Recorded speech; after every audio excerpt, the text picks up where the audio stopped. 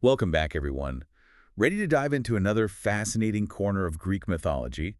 This time, we're tackling the Cyclopes. The Cyclops. Now, those are figures who've really captured the imagination, haven't they? Absolutely. But, it's not as straightforward as just the Cyclopes. Turns out there are actually several distinct types, each with their own stories and characteristics. Exactly. It makes you realize how much depth there is to even seemingly simple mythological figures. Right. So where should we even begin? Let's start with Hesiod. He tells us about Brontes, Steropes, and Arges, these powerful sons of Uranus and Gaia. Ah, yes, the primordial deities talk about a powerful lineage. So these guys weren't just any Cyclops. Hesiod describes them as master craftsmen. I mean, think about it. They're the ones who forged Zeus's thunderbolt. Now, that's a weapon. Can you imagine the skill and strength required to create something like that? It's almost like they took the raw energy of the universe, of nature itself, and shaped it into this tool for the king of the gods. Definitely. And of course, we can't forget that iconic single eye. Oh yeah, that's the image everyone pictures, right? Yeah. Smack dab in the middle of the forehead. An image that has resonated throughout history. And for Hesiod, that single eye might have symbolized more than just a physical trait. Like what?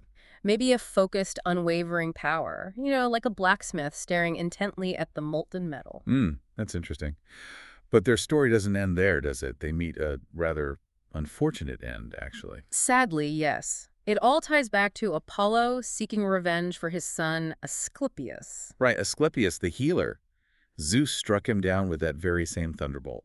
And Apollo, in his grief and anger, took revenge on the Thunderbolt's creators, the Cyclopes. A stark reminder of the power dynamics, even among the gods. But okay, let's shift gears for a moment. We've talked about Hesiod, Cyclops, but then there's another group entirely that Homer introduces us to. Ah, yes, and these are a completely different breed altogether. Yeah, Homer's Cyclops are, well, let's just say they're not exactly known for their craftsmanship. More like uncivilized shepherds living in this almost lawless society, a far cry from the divine blacksmiths. A world without agriculture, no real regard for the gods. It almost feels like a totally different branch of the myth. Right. And of course, we can't forget the most famous of these Cyclops, Polyphemus. Polyphemus, son of Poseidon. Now there's a figure who truly embodies brute strength, right? His story with Odysseus has to be one of the most thrilling in all of Greek mythology. Absolutely gripping. Odysseus trapped in that cave. Having to rely on his wit and cunning to escape from this giant. Exactly. It really highlights that clash between raw power and intelligence. Odysseus outsmarting and ultimately blinding Polyphemus. It's a classic underdog story. Yeah. But then there's yet another group of Cyclops. Have you heard about the ones associated with those incredible Cyclopean walls? Ah, yes, the master builders. Those walls in Mycenae and Tiryns are just remarkable. Those massive stones, they're so huge, it's hard to even imagine how they were moved into place. The sheer scale of it all. It's no wonder the ancient Greeks attributed their creation to beings with superhuman strength. So we have these builder Cyclops leaving behind structures that seem almost impossible. Are they connected to the other Cyclops, or are they something else entirely? Well, that's a question that scholars have pondered for ages, and there are definitely some interesting theories. One theory that always fascinates me is the idea that these myths could actually be rooted in, real-world observations. Like, take, for instance, dwarf elephants. Dwarf elephants. Yeah. Apparently, their fossil skulls were often found in caves, and they have this large nasal cavity right in the center. So you're saying someone stumbles upon this skull, doesn't know elephant anatomy, and boom, giant eye socket. Exactly. It just goes to show how our interpretations, like even leading to these enduring myths, are shaped by our understanding of the world. Mm. And speaking of interpretations, there's another real-world phenomenon that might have played a role. Cyclopia. Cyclopia, that doesn't sound so good. It's a rare birth defect. Basically, the fetus develops a single eye. It's usually not positioned like in the Greek depictions, though. So even though the anatomy might be different, the core concept of a single eye exists in both myth and reality. Makes you wonder, Like maybe ancient people actually saw something like that and it became part of their storytelling. It's definitely a possibility. Then you have the Hesiodic Cyclops, those master craftsmen. Some scholars think there could be a connection to ancient smith guilds. Oh, interesting. Because blacksmithing, with all the heat and potential for eye injuries. Exactly. It kind of lends itself to tales of these, one-eyed giants working in the forge. But even with all these potential real-world connections, we can't lose sight of the bigger picture. I mean, why have the Cyclops captured our imaginations for so long? What makes these stories so enduring? It's the why, right? Yeah. Like, what's the deeper meaning behind it all? It seems like the different types of Cyclops almost represent different sides of human nature. That's a great point. With the Hesiodic Cyclops, for example, you have this mastery over creation, over fire, this power to shape the world.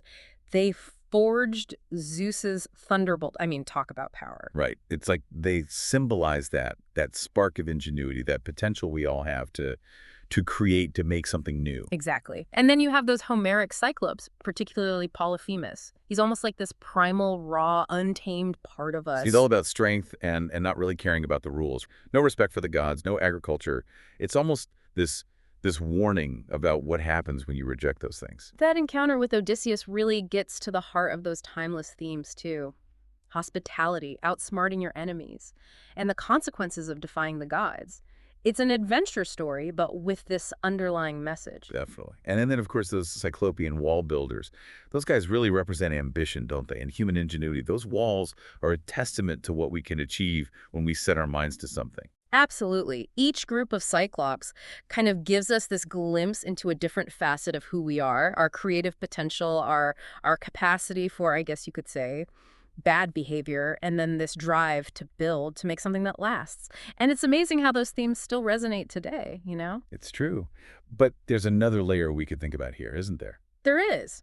We've talked about all these possible real-world inspirations, but what about the symbolic interpretations of the Cyclops? What does that single eye represent beyond the literal? Hmm.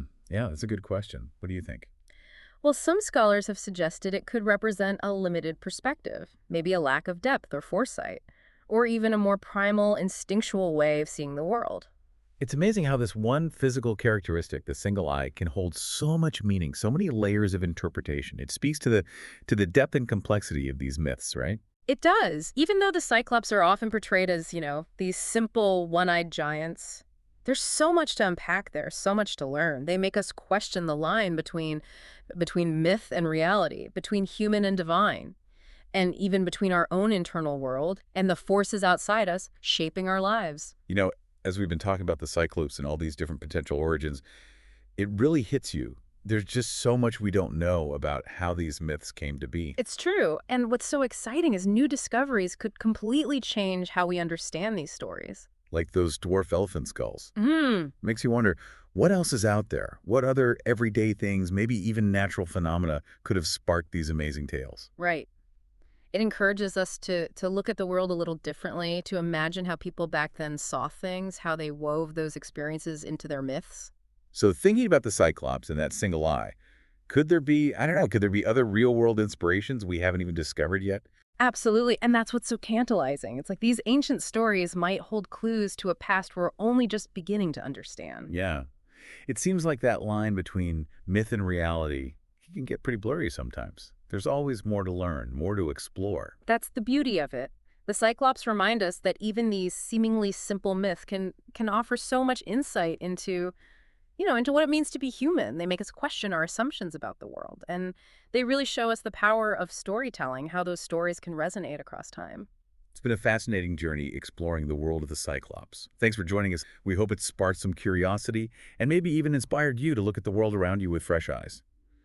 Until next time.